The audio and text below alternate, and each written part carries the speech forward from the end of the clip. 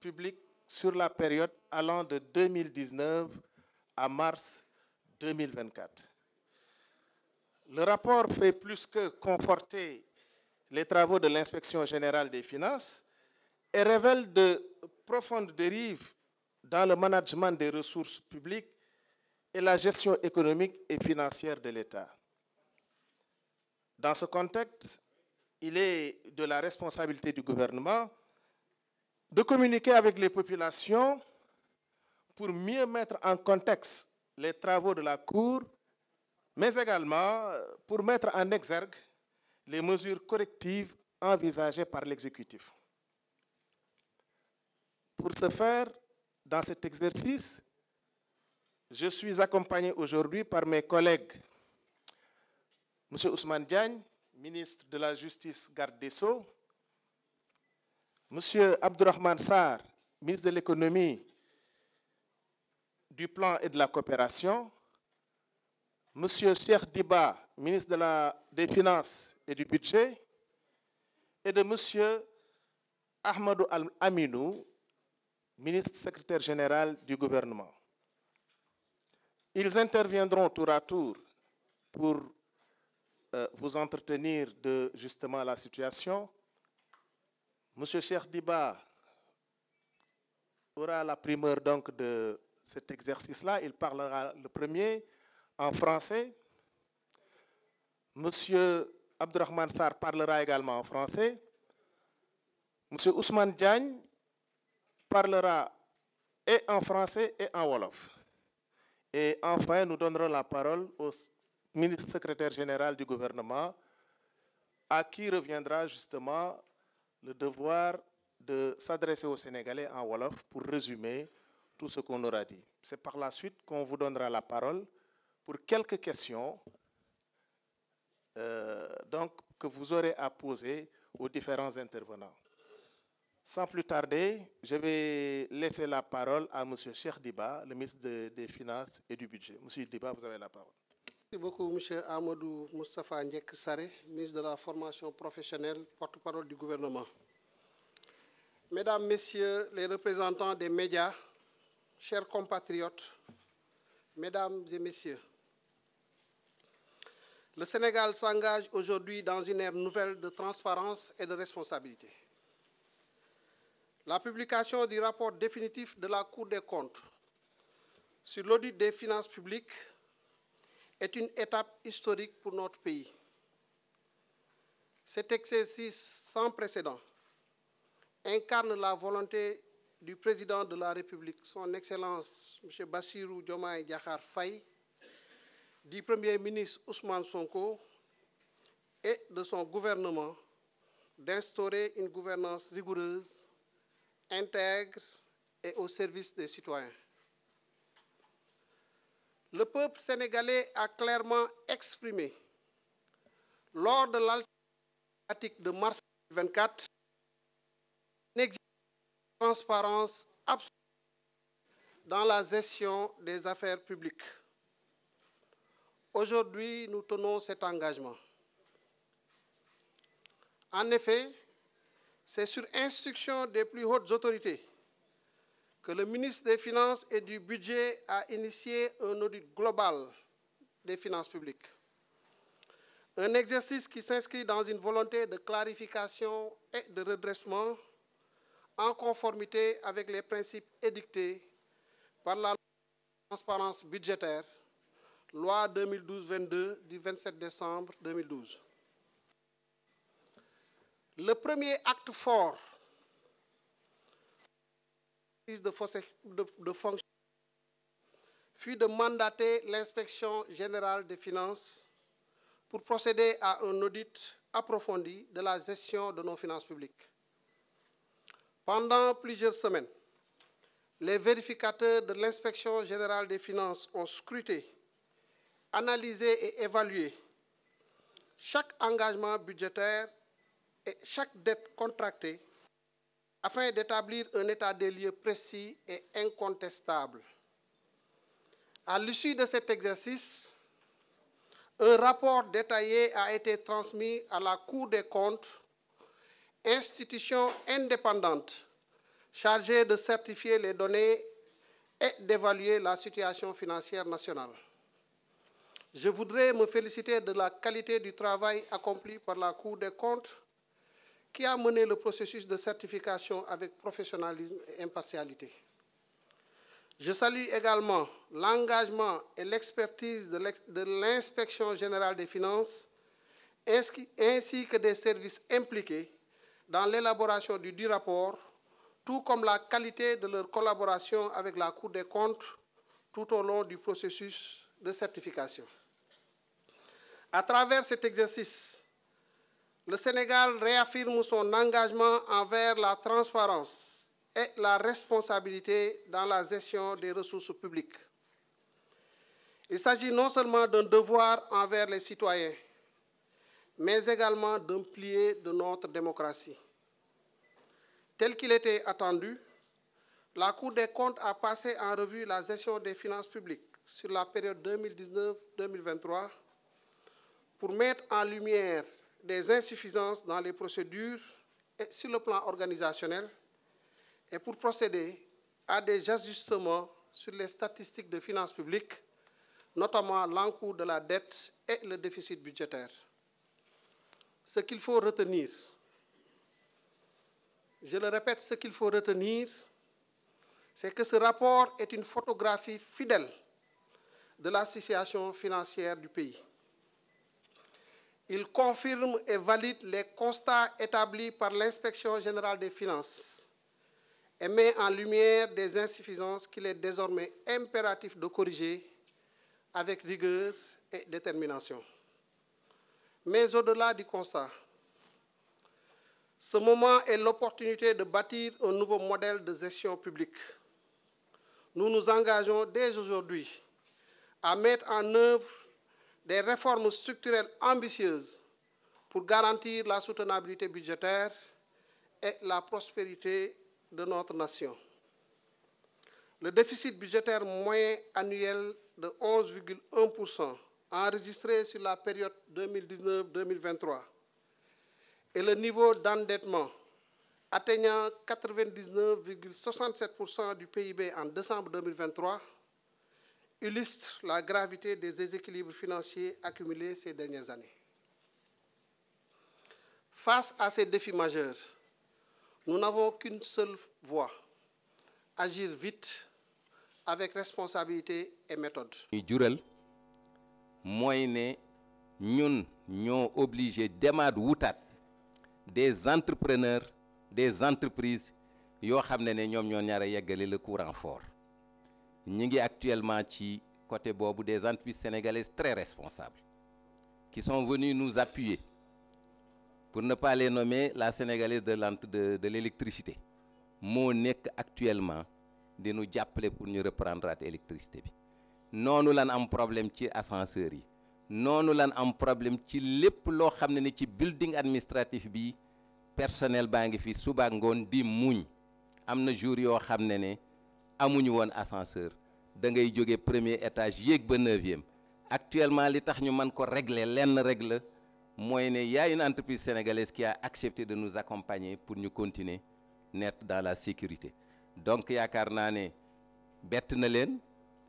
bâtiment bi rafet na lool, waaye ñun ko joxoon am na loo xam ne mënuñu ko woon te moom la ñu jural mooy lii mooy incident bi ñu am. Exactement, ñi ngi en train de signer le contrat pour que notre entreprise prenne le courant fort. Kon nag loolu laa bëggoon a préciser, joxaat président de séance bi ñu reprendre débat bi. Mes chers compatriotes, que face à ces défis majeurs, nous n'avons qu'une seule voie, et c'est d'agir vite avec responsabilité et méthode. Je m'approprie sans réserve les constats faits et les recommandations formulées par la Cour des comptes. C'est pourquoi, face aux défis relevés, le gouvernement a déjà engagé une réforme en profondeur de la gestion budgétaire et de la dette publique avec un objectif très clair: assurer la viabilité des finances publiques tout en préservant notre souveraineté économique. Ces réformes s'articulent autour de 3 axes majeurs: Premièrement, le renforcement du contrôle budgétaire et de la gestion des investissements publics. Deuxièmement, la modernisation et la digitalisation de la gestion des finances publiques. Et troisièmement, les réformes structurelles visant à une réorganisation des services impliqués dans la gestion de la dette. Ces réformes structurelles seront traduites comme suit et mises en œuvre de manière séquencée. Premièrement, il faudra améliorer la qualité comptable et de l'information financière à travers la mise en place d'un système d'information intégré de gestion des finances publiques, garantissant un meilleur contrôle des dépenses et des financements. Cette modernisation permettra d'améliorer la qualité et la fiabilité des données financières, de faciliter leur accessibilité et d'assurer la sincérité des comptes publics. Un contrôle plus strict des projets financés sur ressources extérieures, avec la désignation d'un agent comptable chargé du suivi comptable des projets financés à cet effet. Et cette mesure vise à assurer un contrôle rigoureux et une meilleure gestion des engagements financiers du pays. Il faudra aussi veiller à la réorganisation du réseau comptable afin d'accélérer la centralisation des données, d'améliorer leur fiabilité et d'optimiser la gestion de la trésorerie de l'État. L'intégration de supports indispensables facilitera la fluidité des opérations comptables et garantira une meilleure traçabilité des flux financiers. Le deuxième axe porte sur la réforme de la gestion de la dette publique. Et il s'opérera à travers le retour à l'orthodoxie en matière de gestion de la dette par une centralisation des fonctions de négociation, d'utilisation et de gestion de la dette publique. Cette centralisation permettra de surmonter les difficultés liées à la dispersion des compétences dans l'administration de la dette publique. Elle se fera en réunissant de mobilisation des financements. Et cette réforme devra garantir une meilleure coordination de l'information financière et une gestion efficiente des ressources publiques. Il passera aussi par la création d'un service unique au sein de l'État, compétent pour la gestion des emprunts et des garanties associées, ce qui assurera ainsi une approche plus transparente et harmonisée de la politique d'endettement. Le troisième axe porte sur le renforcement de l'efficacité et de la transparence des finances publiques. Il s'opérera à travers le renforcement du dispositif de collecte et de fiabilisation des informations sur les finances publiques. L'instauration d'une déclaration de responsabilité personnelle de tous les agents impliqués dans la production de l'information financière. Mesdames, Messieurs, ce rapport marque un tournant décisif. Il ne s'agit pas d'un simple exercice de constatation, mais du début d'une transformation profonde et irréversible de la gouvernance financière au Sénégal. Notre responsabilité est de faire mieux pour aujourd'hui et pour les générations futures. Nous devons rétablir la confiance, renforcer la souveraineté financière et garantir une gestion publique exemplaire. Chaque franc dépensé doit désormais être justifié. Chaque engagement budgétaire doit être optimisé et chaque réforme doit être appliquée avec la plus grande rigueur. Nous devons cette rigueur aux Sénégalais, nous devons cette transparence à nos partenaires, nous devons cette exemplarité à l'histoire. Et c'est avec détermination et responsabilité que nous relèverons ce défi. Je puis vous l'assurer. Je vous remercie.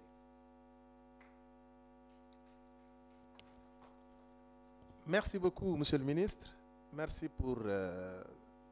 cet exposé clair, limpide et structuré. Et je m'en vais tout de suite vous dire que cet exercice de transparence des finances et du budget vient de le dire, le Sénégal s'est engagé dans une ère nouvelle de transparence et de vérité, car rien de durable ne peut se construire dans le mensonge. Nous étions ici, il y a quelques mois, pour vous faire l'économie du rapport de l'Inspection générale des finances que le ministre des Finances et du Budget avait commandité par la volonté du chef de l'État et du Premier ministre de redresser le pays à partir de la vérité. L'audit de la Cour des comptes a confirmé ce qui avait été dit avec une ampleur plus grande sur les déficits et donc sur la dette qui a été accumulée ces dernières années. Cette dette était à 99,7% du PIB à fin 2023. Beaucoup de dépenses ont été engagées en dehors des circuits budgétaires normaux et sans autorisation parlementaire. Ceci a été rendu facile par des pratiques budgétaires qui consistaient, d'une part, à effectuer des transferts budgétaires dans des comptes de dépôt de l'État afin de pouvoir effectuer des dépenses supplémentaires non autorisées et pouvoir assurer le service de la dette cachée, contractée sans autorisation parlementaire. Certaines de ces dettes, dans une moindre mesure, venaient du secteur bancaire local, mais surtout de décaissements sur des projets financés sur ressources extérieures parce que l'argent était disponible auprès des partenaires. Pour donner un caractère légal à ces pratiques, les autorités sortantes donnaient des lettres de confort ou des lettres de couverture budgétaire afin que les travaux en question, non prévus par les lois de finances votées, puissent se faire. De ce point de vue, il est important de comprendre que ce n'est pas parce que des ressources sont disponibles chez des partenaires qu'il faut les mobiliser surtout pour des projets qui ne sont pas productifs. Ce n'est également pas parce que des ressources sont disponibles qu'il faut les mobiliser surtout si la conséquence est une accumulation de dettes que vous risquez de ne pas pouvoir rembourser puisqu'elles n'étaient pas prévues dans vos capacités. Ce sont ces pratiques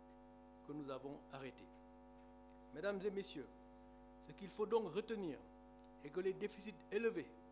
que vous avez constatés dans le rapport de la Cour des comptes par rapport à ce qui avait été annoncé par l'ancien régime sont des régularisations pour constater ces dépenses extra-budgétaires. Ces mêmes régularisations se sont poursuivies en 2024 et c'est pourquoi le déficit de l'année 2024 est également élevé, mais il s'agit en bonne partie de régularisation pour payer des travaux qui ont déjà été exécutés et qui étaient en cours d'exécution à notre arrivée et qui ne pouvaient donc s'arrêter immédiatement. Il y va de même du déficit budgétaire de 2025 qui est projeté à 7,1% du PIB. Ce déficit sera ramené à 3% du PIB dans un horizon raisonnable, de telle sorte à réduire également la dette à 70% du PIB, comme demandé par les critères de convergence de l'UEMOA, également dans un horizon raisonnable. Les projets qui seront inclus dorénavant dans le budget seront strictement ceux alignés à la vision 2050 et compatibles avec les lois de finances. Ce message que je viens de livrer est important et mérite répétition. Le travail qui a été fait est un travail de régularisation pour pouvoir constater l'origine du stock de la dette que nous constatons aujourd'hui et qui ne souffre pas d'équivoque chez les banques et chez les partenaires du Sénégal. Une fois cet état de fait compris, c'est-à-dire la connaissance du stock réel de la dette, qui est de 99,7% du PIB en 2023, quelle va être la trajectoire à l'horizon 2029-2035? La dette sera ramenée à 70% du PIB dans un horizon raisonnable, comme je viens de le dire. Elle sera donc sur une trajectoire baissière. Nous ramènerons le déficit budgétaire à 3% du PIB dans un horizon raisonnable, de telle sorte que cette trajectoire de la dette soit descendante. À nos partenaires, je voudrais dire que cette trajectoire est crédible, car le déficit est déjà presque à ce niveau. Ensuite, la croissance sera forte avec une croissance en moyenne de 6,5%. Elle est déjà au-delà grâce à la production de pétrole et de gaz qui vient de démarrer, confortant la trajectoire de réduction de la dette sur la période 2025-2029 à venir. La dernière analyse conjointe de viabilité de la dette du Sénégal réalisée par le FMI et la Banque mondiale en juin 2023 avait maintenu le Sénégal à un risque de surendettement modéré. L'analyse de la viabilité de la dette réalisée par mon département révèle que la dette du Sénégal est toujours soutenable. Même si le ratio d'endettement a fortement progressé, l'ajustement budgétaire que nous avons entamé devrait aider à stabiliser cette dette à moyen terme. Nous avons une bonne structure de la dette, il est important également de le dire. Son coût moyen reste inférieur au taux de croissance de l'économie. Le taux d'intérêt moyen de la dette de 4,6%, alors que le taux de croissance, lui, il est projeté à moyenne de 6,5%, donc bien au-dessus du coût de d'autres dettes. Et c'est la raison pour laquelle la dette sera sur une trajectoire descendante. La nouvelle stratégie d'endettement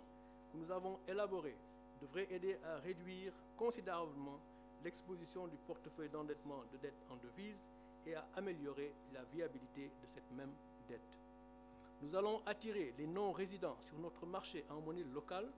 afin d'approfondir notre marché en collaboration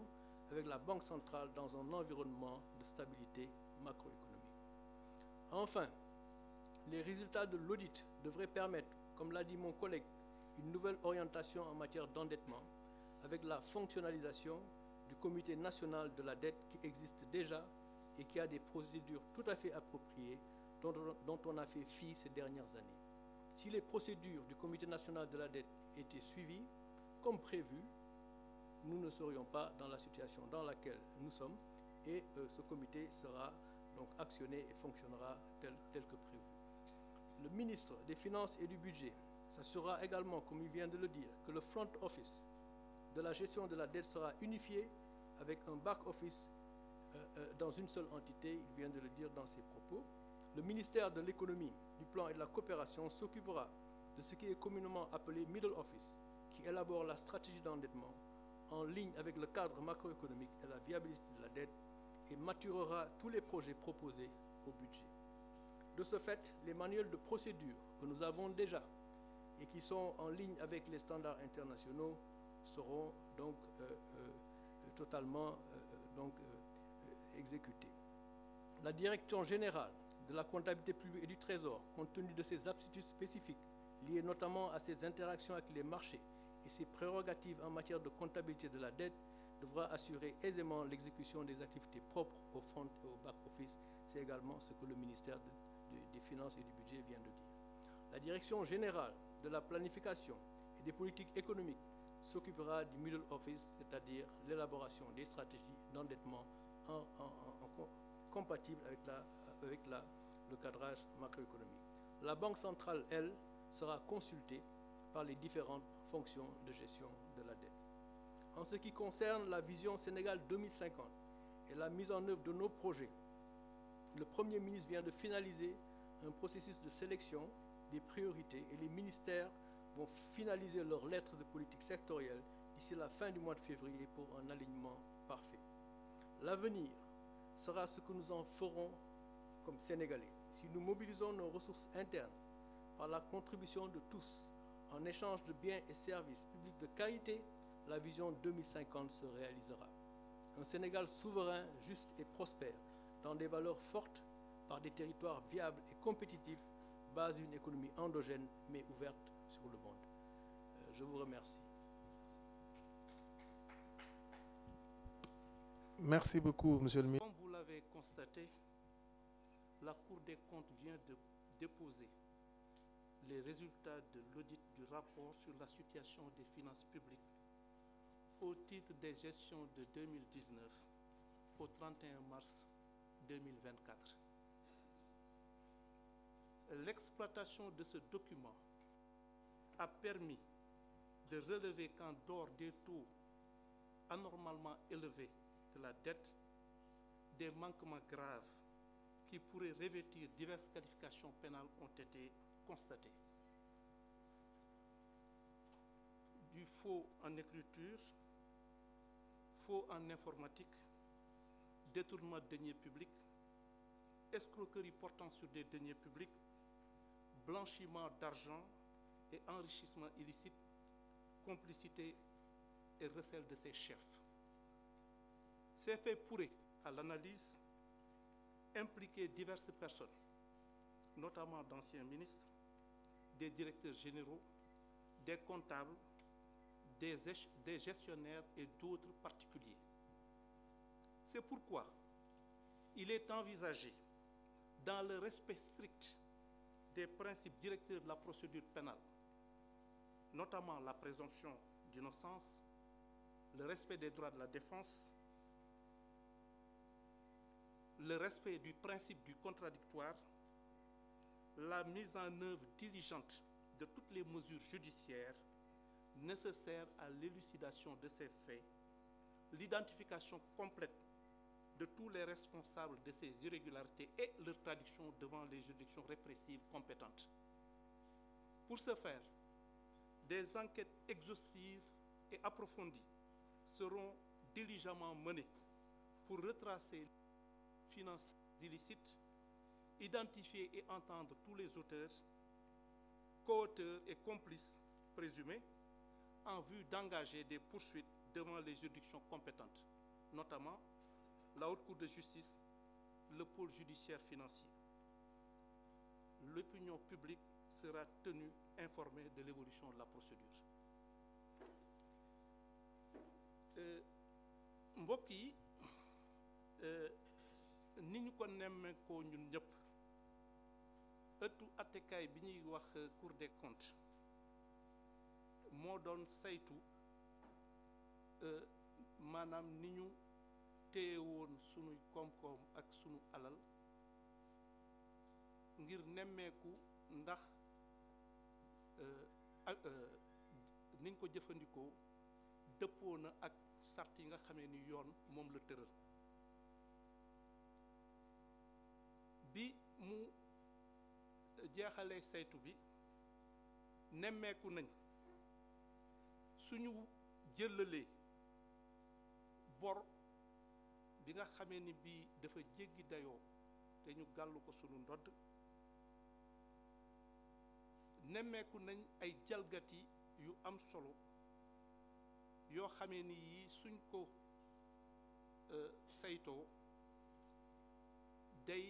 xeetoo ak li ñuy wax le faux en écriture, l'escroquerie portant sur des deniers publics, maanaam jalgati alalu mbooloo mi nga xamee ni mi ñun ñëpp ko bokk, blanchiment maanaam lewal alal boo xamee ni bii awul yoon, jéem a lewal loolu, ak itam ñi nga xamee ni ñii ñoom ñëpp dañ leen ko téyal wala ñu jàppale leen ci jalgati yooyu. Jàpp nañ ni mbir yi tëdde te ñu xam ni Cour des comptes dafa nekk organe de contrôle, maanaam saytu boo xamee ni bii ni ma ko waxee woon ci sa njëlbeen ga c'est une juridiction crédible, maanaam dafa nekk ëttu attekaay boo xamee ni bii anam yi muy liggéeyee day nekk anam yoo xamee ni yu leer naññ la, yu dëppook yoon, ak te it ñu moom seen bopp ba nga xamee ni kenn du leen xolloo fu ñu bëggul xool wala fu dëppoowul ak yoon. Te ñoom bi ñu nemmeekoo bi ñu paree ci loolu li ñu jàngat bokk ci njëlbeen gi moom mooy mën nañu jàpp ni am na ay kilifa yu mag yoo xamee ni ay ministre ñu woon ci nguur gi nga xamee ni gii moo fi newoon, wala ñu nekk ay directeurs généraux de société, ay comptables, des gestionnaires ak ñeneen. Moo tax am nañ yéene bu tar suñu nangulee ñëpp ñi nga xamee ni ñii war nañ leen déglu ci te muy la présomption d'innocence, maanaam ñu njort ni laataa na at na wala li nga xamee ni lii dañ leen koy tuumal, ak aussi seen àq ak seen yelleef ñu sàmmoonteeg ñoom ci lu wér. Am nañu yéene bu wér ak bu tar boo lépp li nga xamee ni lii war nañ koo def wala képp koo xamee ni kii am na ci cër ñu war koo déglu ngir seet lan lañ koy war a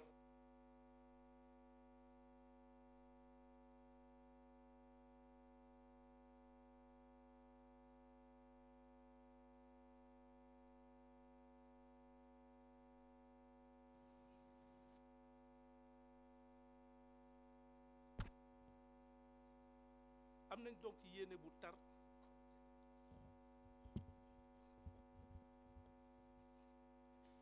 am nañ yéene bu wér boo xamee ni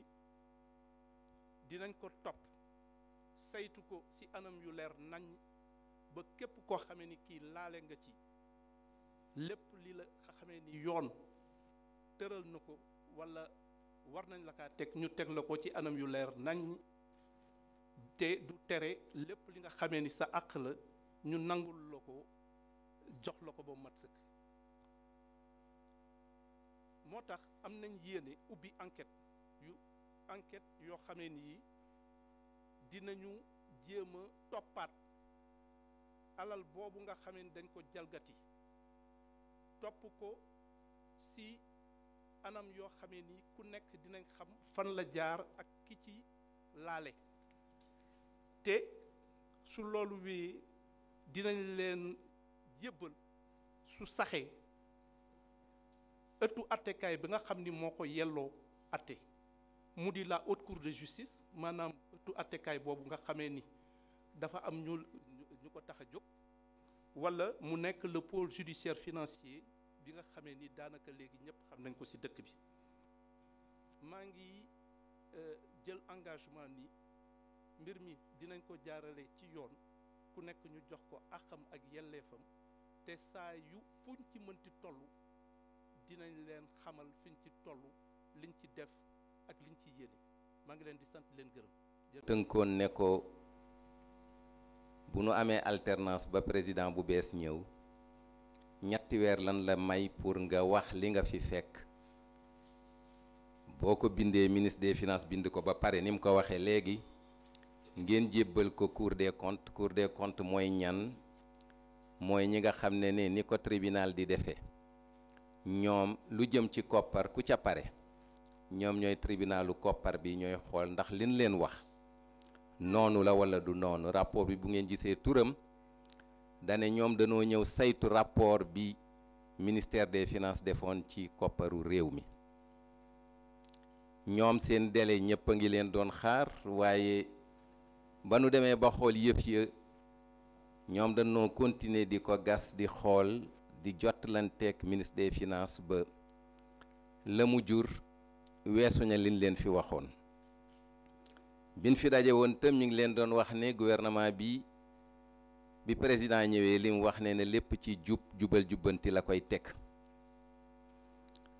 jubbanti nag boo koy def maa ngi leen ko fi doon wax ne dëgg lum la mënul may du la ko xañ ba gouvernement bi décidé ne day wax yëf yi am na ñu doon ne bu ngeen ko waxee da ngeen sonn waaye lin fasanteeg askan wi mooy ne duñ leen nëbb dara léegi bi courant bi coupé wax naa leen ne li ko waral mbir mi nag dëgg-dëgg jàmbaar mooy def li ñu defoon ndax biñ ko waxee ba pare képp nga xam ne ñooñu daan lebal danoo mujj téye seen loxo muy FMI muy Banque mondiale terewuñoo tëdd terewuñoo lekk terewuñoo naan terewuñoo faju gaa bin fi mujjee maa ngi leen doon wax ci waxi njàmbur ne booy dox dégg nekk ci say tànk soo sooxul dana jaaxal ñépp kon nag ñun bi ñuy wax ak yéen dañ leen waxoon ne li dëkk bi di dunde ñu wax ñu ko dañ ne koppar bi ñu dajale woon pour di ci dund at mu ne 2023 dañ ne woon juróom-ñeenti téeméeri milliards moo leen ci te moo manqué woon mooy ne bu ñuy lebi moom la ñuy lebi mooy ne suñ budget bi li fi dugg ba nu dépensé ban pare soxla na 900 milliards ba nu saytoo yëf yi jox ko Cour des comptes xoolaat ndekete yoo ñaari junni ak ñetti téeméeri milliards mooy déficitu 2023 900 milliards ñu déclaré ko ba ñu saytoo muy 2300 milliards waaye ba ñëwee ca bor ba fekkuñu ko fa ndax liñ déclaré woon ci bor danne woon fukk ak ñetti junniy milliards yu teg juróom ñetti téeméeri milliards 13000 milliards ba nu xoolee yëf yi ndekete yokku na juróomi junniy milliards ak ñaar téeméeri milliards. bi nu fi mujjee ñuy génnee chiffres yi dama doon wax ne sénégalais bu ne yoreel nga 900 000 francs mooy téeméeri junni ak juróom-ñeent fukk 1 million bu manqué 100 000 francs léegi nag 100 000 francs bi tegu na ci. sénégalais bu ne liir bay doog a judd ba gën lu ne wax nañ ko ci mais loolay réalité bi mooy ne boru ren ña koy fay xale yi la liir yi ñooy fay bor yi ndax ci bor yi am na bor bu dem ba 2048 bor de marché bi ba 2048 ñaata at ci des ñaar fukki at ak ñett loolu ñun ñi nekk fii ñépp bootu dana fekk ñu retraité donc xale yee koy fay donc bu ne xale bu ne tey yore nga 1 million mën naa am ñun 300 000 lañ ciy fay mais xale yi ñoom ñooy fay la ci ëpp. kon nag li ñu fi dajale mooy rek fësal li nga xam ne biñ ko waxee lu ne dégg nañ ko ci ne dañ koo fent dañuy wax nangam nangam mbir maa ngi nii tey nekkatul waxi gouvernement bi nekkatul waxi premier ministre wala président de la république cour des comptes bi fi toog ak ñëpp moo ñëw ne yéen li ngeen ma joxoon sax am na lu ngeen fàtte woon kon nag peuple bi la ñuy jël témoin ne dëkk bi bu fekkee ne ni nga bëgg mu doxewu ko nan xam ne ni gouvernement bi jàmbaar la ndax ku ñëw ci sa ndodd li ci tegu ci ba pare nga doxal campagne agricole ba pare salaire te bëggun ko ba pare hôpitaux yaa ngi dox du ñàkk ay tolof-tolof te loolu dañ ci bëgg a woo nit ñi premier ministre gën a jekk ci wax ñu ko mooy ne lu mel nii ku ko fi fekk ba pare fexe ba léegi sa biir kër yaa ngay jéem a fexe xale yi duñ xiif la nga man ngay def loolu jàmbaar nga koy def te yaakaar naa ne bu nu ko deful woon tam dana am explication waaye jub gi ak jubal moo tax ñu def li ñuy def ndax buñ jubul woon jubalun def na ñoom xaw ma nu ñuy nem kon nag weer yi jàll def nañ liggéey bi am na lu ñu metti am na lu leen metti nekkunu fi rek di xarab danoo nekk aussi di wut ay solution te solution yi amewuñ ko ci lu jub ak jubal ba nga xam ne kopparu réew mi ñu daal di koy yor ci nin ko war a yore ministre des finances wax na ko li xew day loo xam ne il faut que ñu dem jooyanti ko la ca jiitu mooy ne fexe luñ waxati muy dëgg te loolu mënees na koo gëm ndax buñ ko deful woon mën naam duñ toog fii ba léegi dëkk bi ma nga suux mooy fexe lépp loo xam ne daa jëmati ci kopparu réew mi lépp dañ koy awale ci machine yi amul lu ñuy denc amul lu ñuy séddoo amul lu ñuy kii lu ñuy la gaa léegi ñuy wax ñii fu nekkoon ban koy wax déedéet yéen ñii seen kër ku ci dem sa kër la xale ya denc ca kër ga ku ko xam man ngaa ubbi sa gaal def ca la ngay def ron lal nga dugal ca la nga cay dugal léegi loolu lañu bëgg bum amati mooy ne système statistique bi kenn amatul droit def ca loo xam ne mënoo ko coo def wax ji bari woon na fu Cheikh Diba nekkoon fu Al Aminu Lo nekkoon dara yéen ci seen biir kër am na luy xew ci seen biir kër yëgu leen ko te yéenay borom kër ga kon nag loolu wëratul am li war a am mooy jël na engagement ne lépp lu jëm ci qualité comptable information financière amatul dara lu ci kenn di nëbb te loolu bu ko waxee ñu gëm ko ndax lu toll fukki weer ngi nii ñuy doxal te loolu yaakaar naa kenn ñemeetu ko fi ñaareel ba wax na ci bor yi il faut que ñu dellu ci yoon këyit yaa ngi fi dañ koo respecté wul rek mooy ne bor da ngay dem assemblée mu ne la ren lebal fukki milliards nga awale ko fa nga ko war a awale leb la nga war a leb dugal ko ci compte banque centrale fukki milliards yi du dem feneen soo demee ba àdduna dox ba fukki milliards yi nga soxlawaat leneen da ngay def loi finance rectificative da ngay delluwaat te gouvernement ca parlement bi assemblée nationale ña fa toogal askan wi toogal leen fa ñooñu la ñuy ne ñun dey fukki milliards lañ bëggoon a leb waaye léegi am na lu ñu dab lu mel ne am na dëkk boo xam ne am na président bu bees ma ngi fay def loo xam ne pétrole baa ngi yokk ak nangam ñu dem bu ñuy lebaat ne assemblée nationale danoo bëgg a lebaat ñu ne yokk leen ñaari milliards ñu yokk leen ñaari milliards leb ko loolu dañ cay dellu bañ rek ku ci ne yor fooy gérer sa dette te bu tolluwul ci lu dul compter ko banque centrale nga tuur ko lëndëm tuur lëndëm FMI banque mondiale banque islamique de développement loolu yomb na mënoon nañ koy def de kenn du gis dara waaye nag bu boobaa danañ wor askan wi ndax ci jubal jubbanti lañ bëgg a doxal ñetteel bi mu ne système collecte information yi mooy fan yi jëlee xibaar yi nga xam ne mooy tax ñu ne lii noonu la nee na loolu itam danañ fexe ba bu ko assemblée bëggee xool dana ko mën a xool képp ku ko bëgg a xool dana ko mën a gis ci gàttal ministre des finances mii toog jël na engagement ne bi mu toogee ba léegi loolee doon liggéeyam mooy ne gis nan loo xam ne teg nañ ci baaraam biñ ci tegee baaraam seet nan la ñuy fexe ba fépp fu ñu defoon foo xam ne lu dul woon noonu la corriger nañ ko waaye def ko neex na lool bind ko léegi ci këyit yóbbu ko fi ñu ko war a yóbbu mu nekk décret walla mu nekk loi ñu fexe aussi que agent bu ne xam na ne bu ëllëgatee lu mel noonu bu awee ci say loxo am nga droit ñëw dénoncer ko yaakaar naa ne lanceur d'alerte yi président de la république wax loolu lay signifier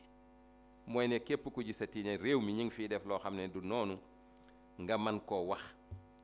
jël na engagement daal ne dërëm bu nu dugalati ne lii la ñuy dépenser danañ ko awal ci yoon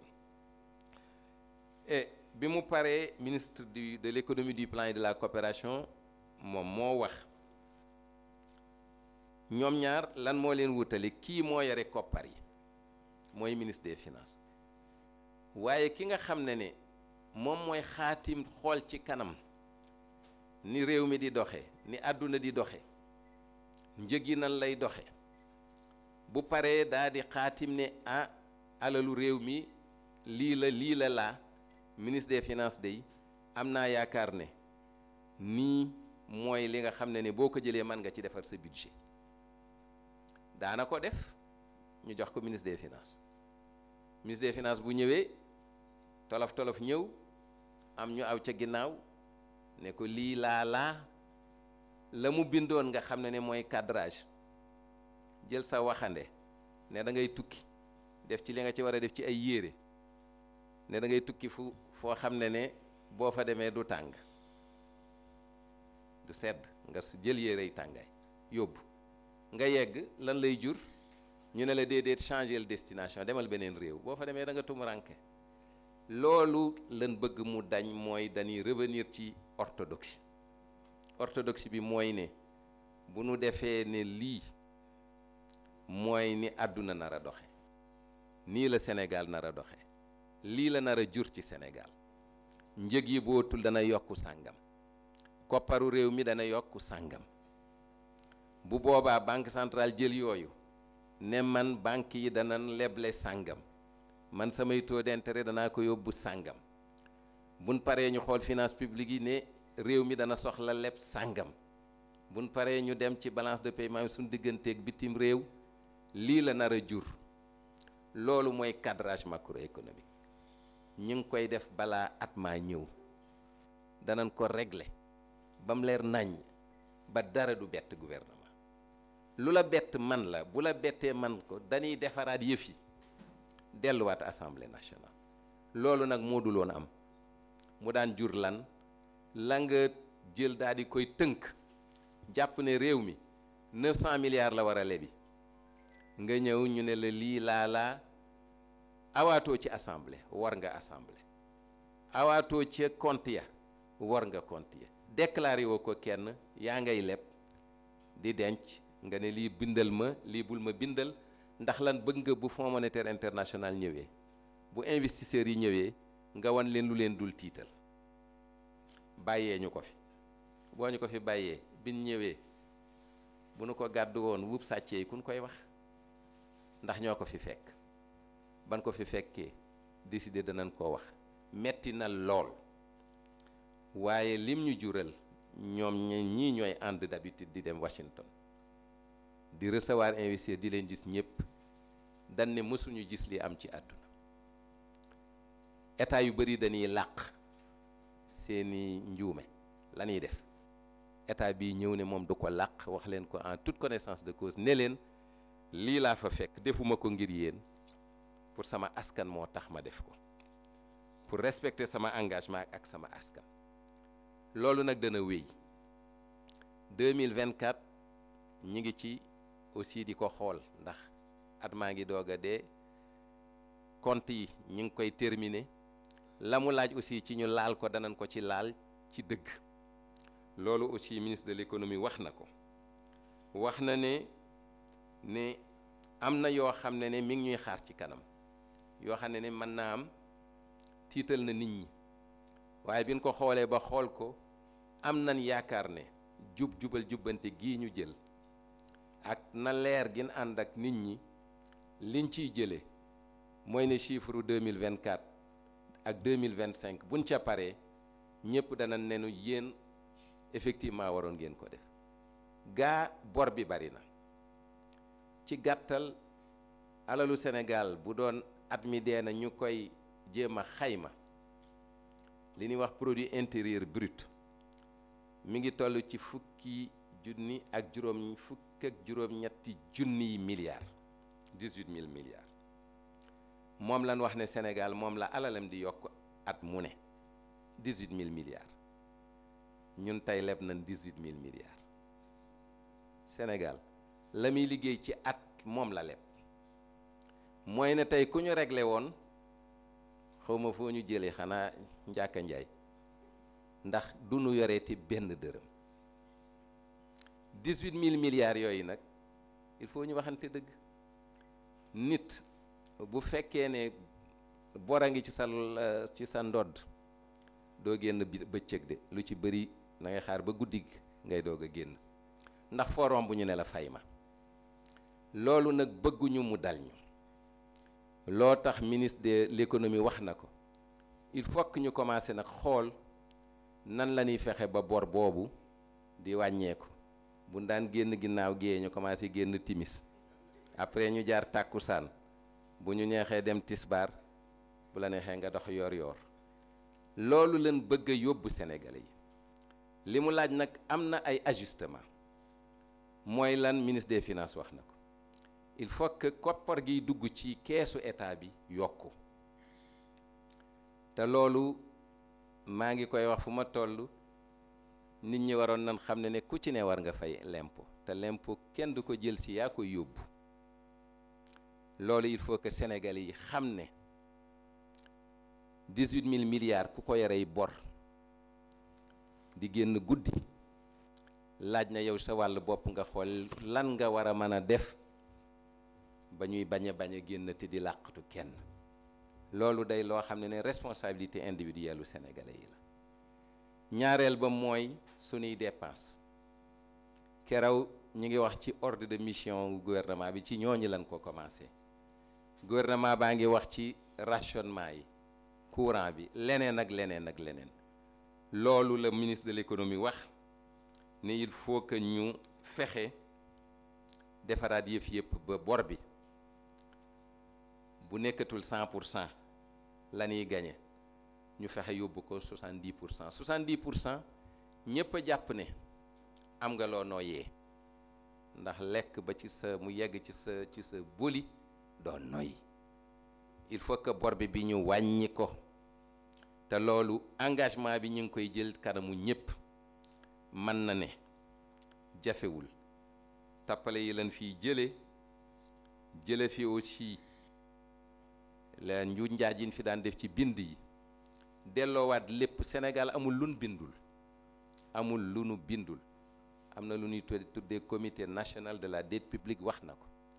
benn kuréel la boo xam ne fépp fu ñuy wute bor mooy toog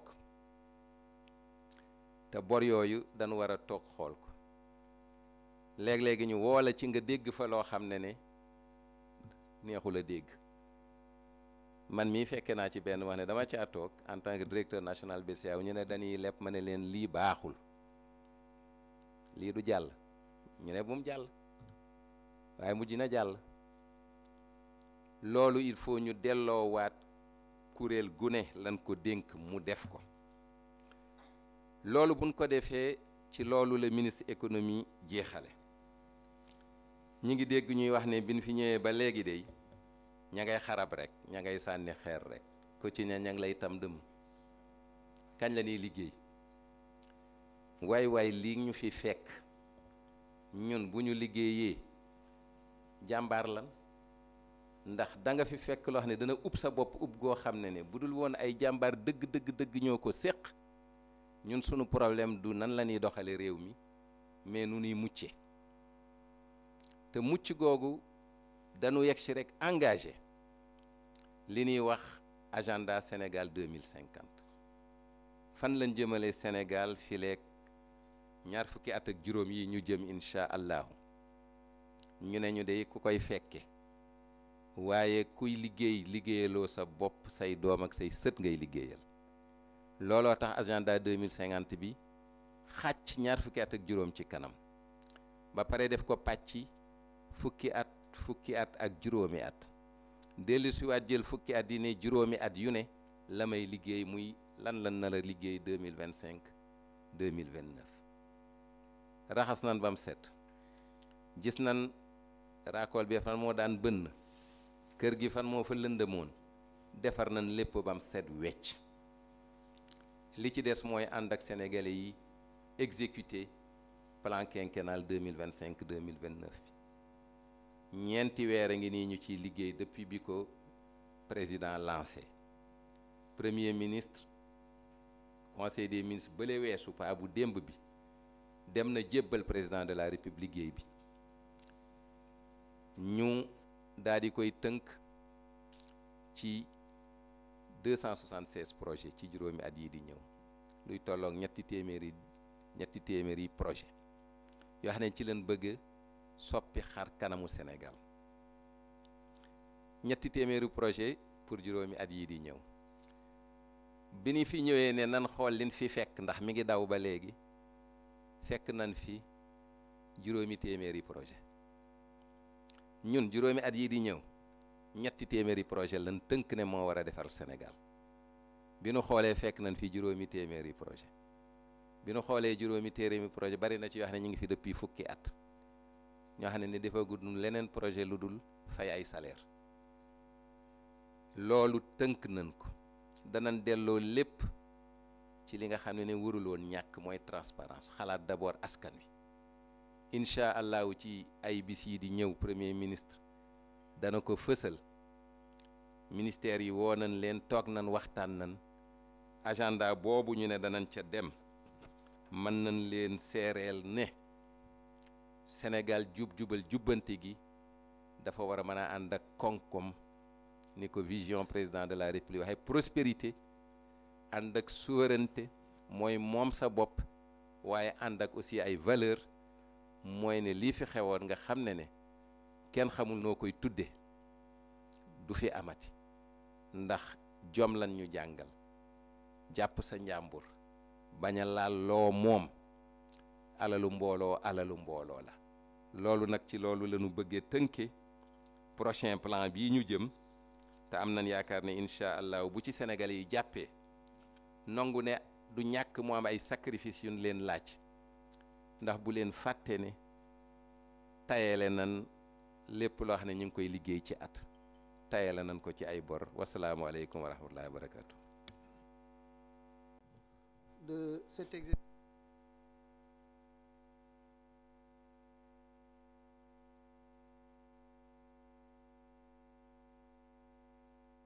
interne, quelles sont nos stratégies d'amélioration de la mobilisation des ressources et par ailleurs, quelles stratégies d'endettement nous comptons mettre en œuvre pour juguler véritablement les implications et essayer d'irriguer notre économie et avoir les ressources nécessaires pour financer notre action publique. Je pense que je l'ai dit tout récemment d'ailleurs à l'occasion d'une sortie à l'Assemblée nationale que, à l'instar de ce que le Premier ministre et le Président de la République ont annoncé depuis qu'ils étaient véritablement dans l'opposition,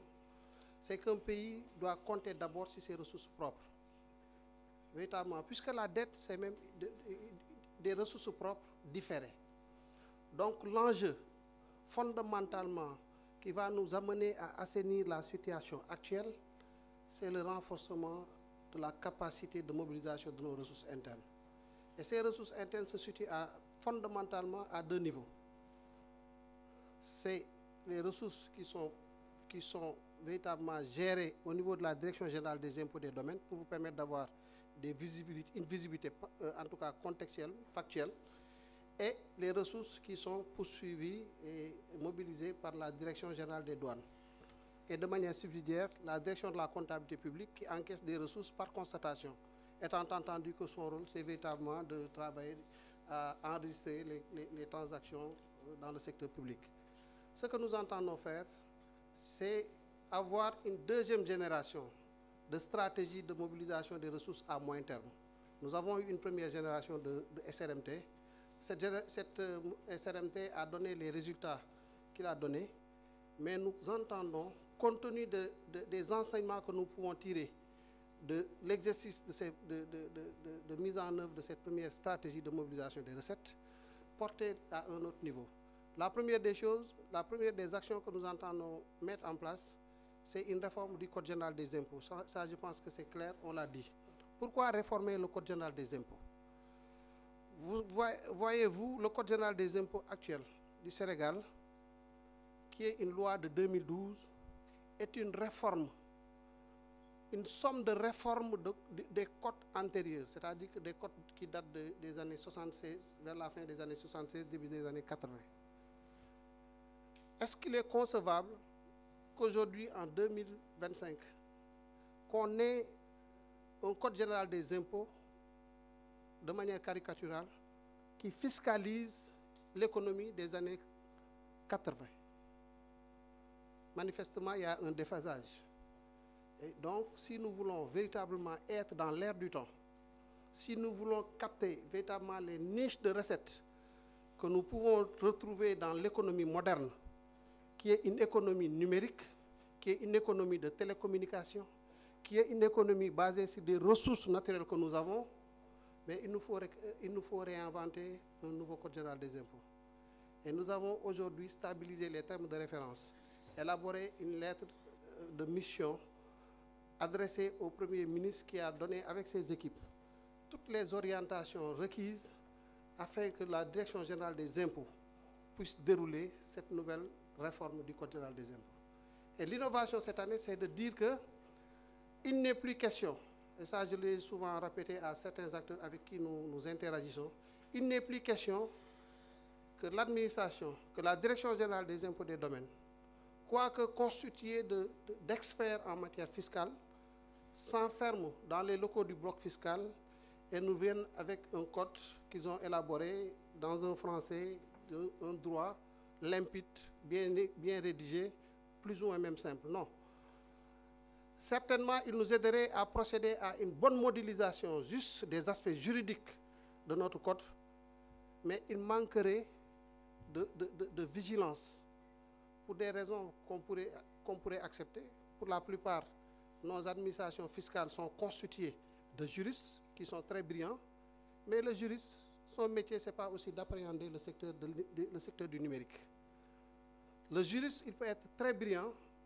le fiscaliste peut être très brillant dans la modélisation de la norme fiscale,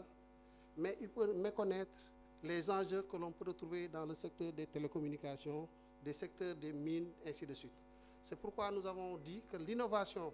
de la définition de la norme cette fois-ci, c'est que tous ces acteurs-là seront impliqués de façon à avoir une assiette qui rend davantage compte et de manière assez fidèle des réalités du secteur et permettre maintenant à nos administrations fiscales de pouvoir procéder à une bonne normalisation, une bonne modélisation au plan juridique de cette matière-là. Ça, c'est un enjeu majeur parce que ça devra nous permettre de réussir cet exercice-là d'élargissement de l'assiette fiscale. Ça, c'est du point de vue normatif. Mais de notre point de vue, l'élargissement de l'assiette répond aussi à des velléités de digitalisation. Nos administrations ont fait beaucoup d'efforts ces dernières années. La Direction générale des douanes notamment, tout le monde connaît le Gaïndé, tout le monde connaît véritablement tous les efforts qui ont été faits. Tout le monde connaît tous les efforts qui ont été faits au niveau de la Direction générale des impôts et des domaines pour automatiser les procédures, mais il reste encore du chemin à faire. L'interopérabilité, véritablement, des plateformes qu'on peut retrouver à la douane, au budget, au trésor, et ainsi de suite, devrait nous permettre de dénicher des entités économiques qui étaient dans le secteur informel et de pouvoir les amener à travers même nos centres de gestion agréés à un meilleur formalisme afin de contribuer davantage à l'effort de mobilisation de nos recettes. Il y a aussi les efforts de facturation électronique. Nous sommes dans un univers aujourd'hui moderne. Dans les pays avancés, nous avons des méthodes qui permettent, quel que soit le lieu où l'opération et une transaction est opérée, qu'on puisse, à travers d'autres acteurs qui sont connus, qu'on puisse capter ces transactions-là et voir quelle est la part de contribution à l'effort de construction nationale qui pourrait être captée à travers ces mesures. Ce n'est pas tout. Nous entendons aussi réformer tous les codes spécifiques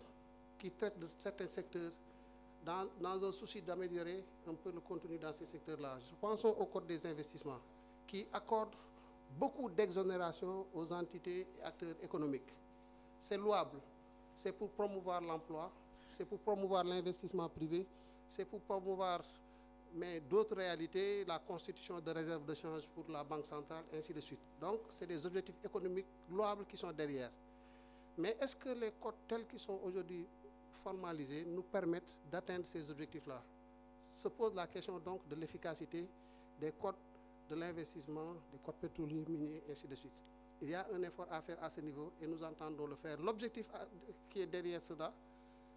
c'est d'améliorer notre effort de dépenses fiscales.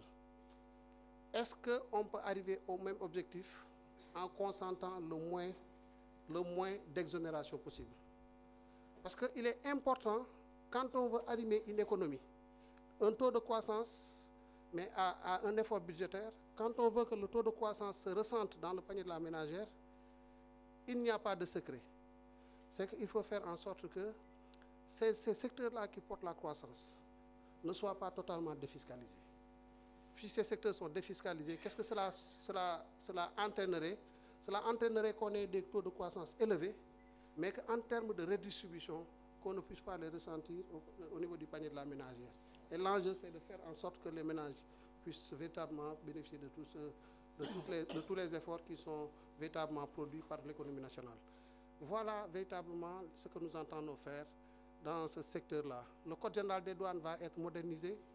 Le même exercice a été fait, les termes de référence ont été élaborés. Les acteurs sont en train d'y réfléchir. Très prochainement, avec la mise en place des nouvelles équipes, comme vous l'avez suivi, on a porté de nouvelles personnes aussi à la tête de ces institutions. Et une fois que tous les passages de service ou toutes les passations de service auront été opérées, naturellement, ces missions-là seront traduites véritablement en actes concrets et permettre à notre économie de pouvoir engranger suffisamment de recettes. Nous avons une initiative encore dans le secteur douanier, c'est la traçabilité des produits. Il faut qu'on aille dans ce sens-là. Il faut que les produits qui entrent au Sénégal soient retracés à travers le territoire national. Parce que des fois, on peut déclarer un produit qui doit ressortir sous forme de réexportation, mais qu'on retrouve après sur le marché local et qui passe sans véritablement payer la contribution nécessaire au plan douanier. Voilà, en tout cas, sur la mobilisation des ressources internes, tous les efforts que nous entendons consolider pour pouvoir atteindre les objectifs que les autorités ont fixés au ministère des Finances et du Budget. Sur la question de l'endettement, je pense que très rapidement, la vision Sénégal 2050 apporte une réponse assez claire. C'est qu'aussi, on ne pourra pas continuer à tout reposer sur le secteur public. L'économie, c'est vrai, c'est un secteur public fort, mais surtout en termes de régulation, en termes d'accompagnement. Ce qui fait l'économie, c'est le secteur privé. C'est au secteur privé de créer les emplois, c'est au secteur privé de créer de la ressource, de la valeur. Et donc, il faut qu'on arrive à transformer notre budget en une véritable opportunité pour le secteur privé et permettre à ce secteur privé-là d'avoir une assise solide pour pouvoir se projeter et capter d'autres réalités économiques à travers certainement le territoire national, à travers l'environnement régional, mais aussi à pouvoir compétir en termes d'efficacité et à capter toutes les opportunités qui s'offrent, même sur le plan international. C'est bien possible, nous avons ce qu'il faut, nous avons les opportunités, nous avons véritablement la matière grise pour le faire, mais il faut qu'on ait de l'audace et il faut qu'on arrive à transformer cette économie-là et à permettre à ce que ce secteur privé, dans un horizon temporel très rapide, d'ici à la fin du premier quinquennat, que nous puissions transformer l'apport du secteur privé d'une contribution très faible sur les 3/3 de contribution au secteur de l'économie publique, qu'on puisse arriver à un secteur privé qui contribue à hauteur de 1/3 au moins et laisser les 2 autres tiers au secteur public. Voilà ce que nous entendons faire. Mais sur la dette, les opportunités que nous entendons saisir s'inscrivent dans le cadre de ce qu'on appelle la gestion active de la dette. C'est-à-dire que nous avons un stock de dette, comme l'a rappelé tout à l'heure le ministre secrétaire général du gouvernement, qui est très handicapant pour nos économies. Comment arriver à discuter avec nos partenaires techniques et financiers de façon à ce que la dette qui nous coûte très cher,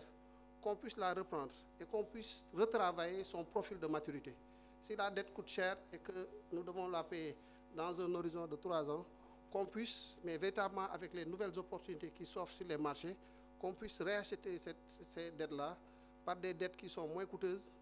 et qu'on puisse transformer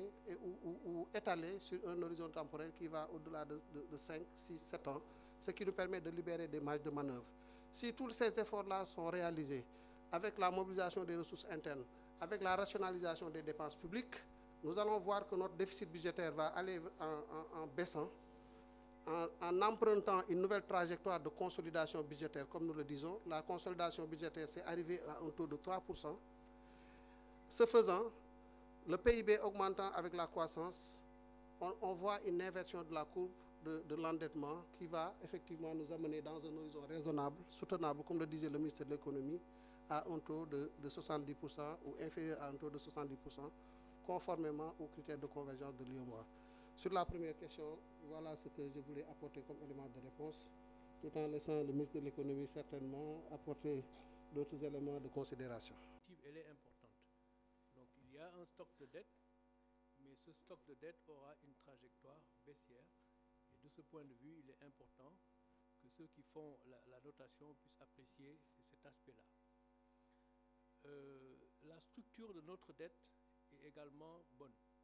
Je disais tout à l'heure qu'en moyenne, en termes de coût, la dette nous coûte à peu près 4,5%. 4,5% parce que dans sa composition, il y a un certain nombre de facteurs. Il y a les dettes concessionnelles qui sont à l'intérieur, etc. Et la croissance du PIB du Sénégal, le ministre des Finances vient de le dire, est bien au-dessus de ce coût de la dette. Alors, ce qui fait que si la trajectoire donc, de consolidation budgétaire que nous avons l'intention de faire est respectée, la perspective sera bonne. Alors cette perspective étant bonne, on ne devrait pas avoir de difficulté à convaincre nos partenaires et ceux qui nous prêtent que le Sénégal demeure un pays crédible et que notre dette est donc soutenable. C'était pour répondre à votre question par rapport à la capacité à très court terme de financer donc notre déficit. Et peut-être juste ajouter que dans le financement de notre déficit, il y a les projets sur financement extérieur. Ces projets sur financement extérieur peuvent avoir des disponibilités en termes de ressources qui sont là. Et l'exercice qui a été fait de priorisation des projets, ces projets, une fois priorisés, les possibilités de décaissement sont déjà disponibles. Alors, de ce point de vue, il ne devrait pas y avoir de difficulté à financer le budget. Je vous remercie. Les agences de notation. Oui, c'est-à-dire, c'est ça, c'était la question. Les agences de notation vont constater le niveau de dette qui a augmenté, mais j'ai insisté sur la nécessité de la perspective. c'est-à-dire la perspective, elle est bonne. La perspective, elle est bonne à cause du fait que le déficit budgétaire à moyen terme sera réduit à 3% et que nous reviendrons très rapidement sur une trajectoire de dette beaucoup plus faible. Merci beaucoup, M. Sarr. Merci.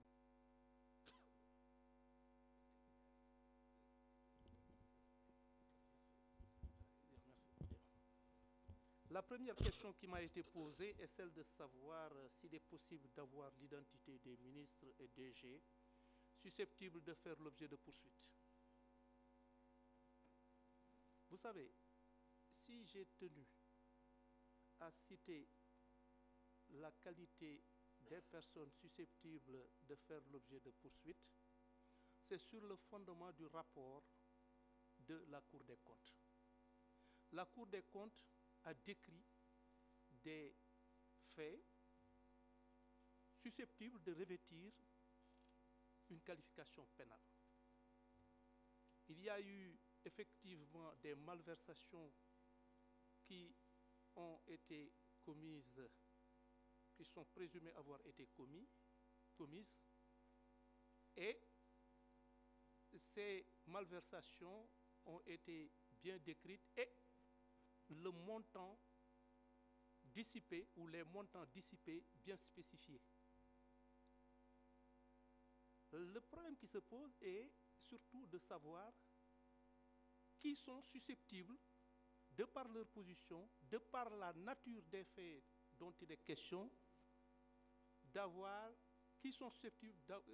d'avoir commis ce genre de malversation. Et la nature de ces infractions, la position des personnes susceptibles d'avoir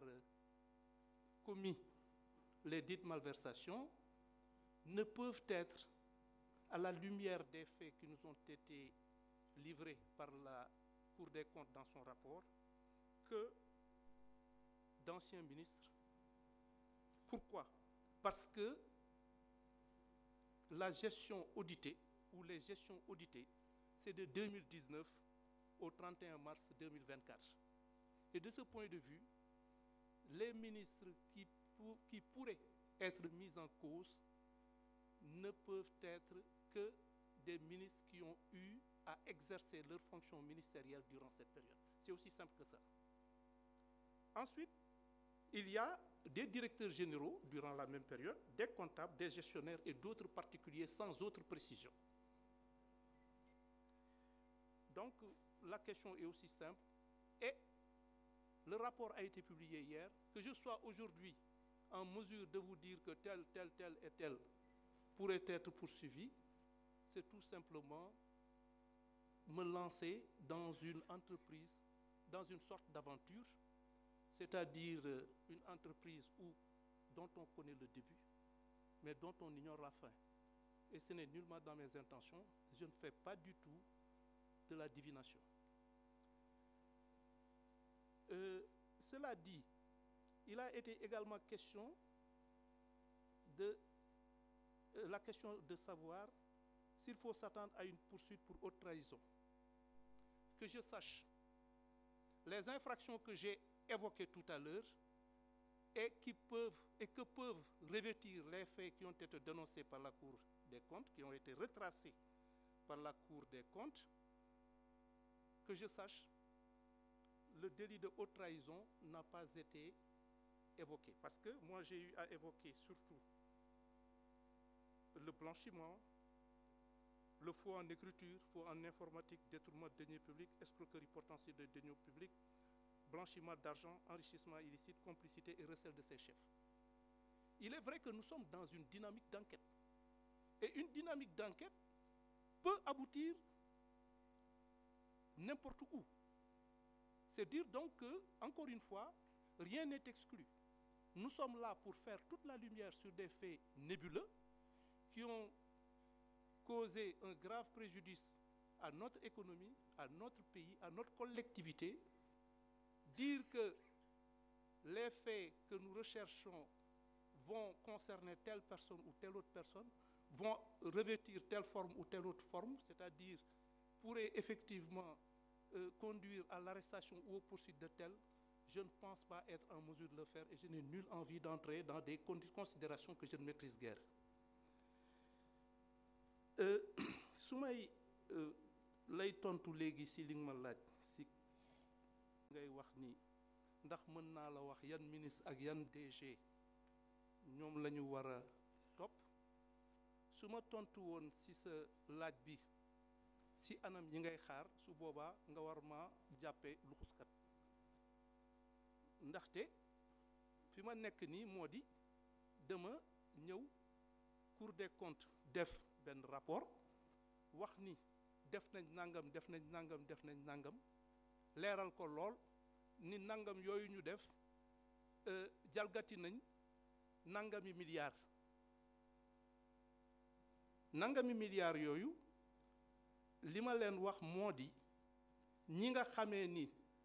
anam yi nga xamee ni moom la ñu saytoo mbir mi waxe ko noonu ñi nga xamee ni ñii ñoo ko mën a def mooy ñii maanaam ay ministres yu fi nekkoon ndaxte jamono jooju ñuy wax moom mooy gestion wu de 2019 au 31 mars 2024 maanaam ministre DG comptable gestionnaire ñoo xamee ni ñii ci jamono yooyu ñoom ñoo nekkoon ci place yi nga xamee ni foofu la ñu nemmeekoo jalgati yooyu ñuy wax donc ñooñu dañ leen di saytu te su ma la waxoon tey jii diw ak diw la nga war maa ragal ndax man mii dañuy soog a tàmbali rek am yéene ubbi enquête boo xamee ni bii sax tàmbaleegul donc su boobaa su ma la waxee ni diw ak diw la nga war maa tam dëmm sax su la neexee voilà bon li ñu wax ni ma aussi ndax war naa mën a ndax mën nañoo war a topp kenn pour haute trahison si infraction yi ma wax léegi yaakaaruma ni wax naa fi lu jëm si haute trahison infraction yi ma leen limal moom mooy faux en écriture faux en informatique détournement de deniers publics escroquerie portant sur des deniers publics blanchiment d'argent et enrichissement illicite complicité de ses chefs maanaam ñi nga xamee ni ñi ñoom ñoo nekkoon si palace yoo xamee ni war nañoo mën a laale ci li nga xamee ni lii moom la Cour des comptes saytu léegi nag enquête la enquête man xam naa si sama carrière ni di nga tàmbali benn enquête boo xamee ni lii ngay wër gis si loo xamee ni taxul woon a jóg moo tax su ma la waxee ni lii la ñuy saytu moom mooy ñi nga xamee ni Cour des comptes leeral na mbir mi nit ñi nga xamee ni def nañu jëfin yi nga xamee ni ay jalgati la si anam yii lañ ko defee te lii la luubal nañ loo xamee ni ay milliards yoo xamee ni lim bi itam wax nañ ko léegi liggéey bi nga xamee dañ koy def ñoom yombalal nañu ko loolu la ñuy toppat seet ñi nga xamee ni ñan ñoo nekkoon si ay palace yoo xamee ni war na leen mën a may ñu def lii nga xamee ni lii tey jii moom la ñuy tawat war a di saytu ñan ñoo ko def su topp leen ak teg leen njaru yoon jaadoo ñu def ko te jàpp naa ni mbir mi tëdd na tëdd boo xamee ni bii jéggi dayoo boo xamee ni bii ñooñu dinañ leen seet ba ca war te képp koo xamee ni laale nañ ci dinañ ko seet ba mu leer ñu naññ ni kii war na cee mën a laale te dinañ ko topp te su boobaa comme ni ma ko waxee léegi lépp li nga xam ne yoon daf ko may si àqam ak yelleef ñu sàmmoonteeg loolu waaye du tere képp koo xamee ni kii war nga mën a leeral mbir yi war nañ la cee mën a topp dinañ la ci topp bu leer nañ te su waree yaru yoon it yoon moo koy dogal loolu laa amoon si la leen di wax maa ngi leen di sant leen gërëm jërëjëf. yéen ñëpp yéen a ngi ak seeni njaboot ci kër ga ñun fi mu toll suñu note mën na ne ñu ngi ci 13/20 moom lañ ñuy noté fi mu toll bu dee 20 ñu ngi 13 dëkku Afrique yi ñi ci am 13 dañ leen doon wàññi dëkk Afrique yi ña ca ëpple lu ñuy am du weesu 14 donc ñu ngi ci diggante 12 ak 13 kenn ki ban waxee 26 septembre dafa ñëw am lu mu ci wàññi maintenant moom dem na ne nekkatu leen 13 dañ leen di yóbbu 12 te pourtant leen waxoon lu garaaw la lii ñu waxaat ñoom danañ ko saytu waaye ñoom sóoraale woon nañ déjà ne lii war a xew na ba pare te ñoom lu ci bëri seen liggéey dañ ko teg ci yoon mooy danañ dellu si waat gisanteet ak ministère des finances gisanteeg ñëpp buñ paree ne bi ñu xoolee yëf yi fii lañ koy nar a yóbbu waaye xam nga lu leen amal solo ñoom mooy seen xàcc fu ngeen xàcc jëm te loolu yaakaar naa ne semaines yi wala fan yi ñu jëm premier ministre dana ko leeral waxoon na ko ci déclaration de politique dana ko waxaat am nañ yaakaar ne ñi nga xam ne ñoom li ñuy wax dal nañ seen xel mën naa am ñu def ñu li ñuy wax outlook négatif c'est-à-dire yéen ñi ngi leen di bàyyi xel waaye suñ xel dalul loolu lu ci bëri mooy li nga xam ne boo tul dana am ñi ngi leen di bàyyi xel suñ xel dalul loolu buñ ko amee lii ñu def lu mu ñu wàññi donc loolu bu mu tiital kenn ndax am na ñuy wax waaw agence de notation yi nangam loolee seen liggéey bu nu gisee ñun fa nu jëm suñu yéene du ne 13 bi 13 mooy lin am ñun suñu yéene mooy yegg 15 incha allahu te mën nañ fa yegg 15 sur beneen bi ministre bi junj na ko mooy ne waxtaan wi booba ba léegi mi ngi continuer ak FMI Fonds monétaire international ak Banque mondiale ma fàttali ko actionnaire lan ci ñooñu actionnaire lan fa mu neex leen mu naqari leen danañ continuer waxtaan ba nu demee Washington waxtaan ak ñoom waxtaanu gu xóot lan am ak ñoom ndax nee nañ leen defuñu lii pour yéen suñ bopp a tax ñu koy def ministre bi commencé ne waxaat ak ñoom danañ dellu si bu nu dellu si li ñuy wax misreporting mooy ne waxu leen li am ban demee octobre avril bi octobre dañ ne leen déedéet waxuñu li am ñun ñoo ñëw wax leen li am danañ dellu si ñoom am nañ procédure misreporting loolu moom mooy ñi fi nekkoon waxuñu woon dëgg kon nu ñuy def ak yéen nu ñuy def ak yéen waxoon naa ko ci benn émission ñett la rek ñoom ci seen règle benn fay leen ñu li ngeen ñu yoreel lépp loolu xel xalamu ko duñ ko def ñemewuñ ko ñaareel ba dañ leen di suspendre du ngeen ñëwati ci ñun loolu tamit lëngoo neex na lool waaye nag koo bàyyi sa morom mu dem ak i mbaggam ñetteel bi mooy ñëw leen ñu toog waxtaan yan mesure ngeen bëgg a jël ñun lan lañ leen wax moom la leen premier ministre di wax chaque fois man duma xaar FMI wax ma li ma war a def pour sama njariñu askan mooy ne lépp lu ñu FMI nar a wax ñun def nañ ko déjà ci projet bi ndax lu mu lay wax d'habitude demal yokk say kii fexeel ba am ressources yu bees wàññil say dépense naa nga def nañ ko ba pare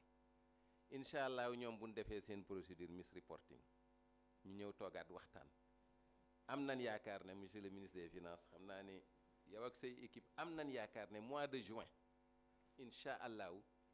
du ñàkk ñu mën a demaat conseil d'administration FMI ñu commencé waat ak ñoom liggéey ndax ñoom seen njariñ lenn rek la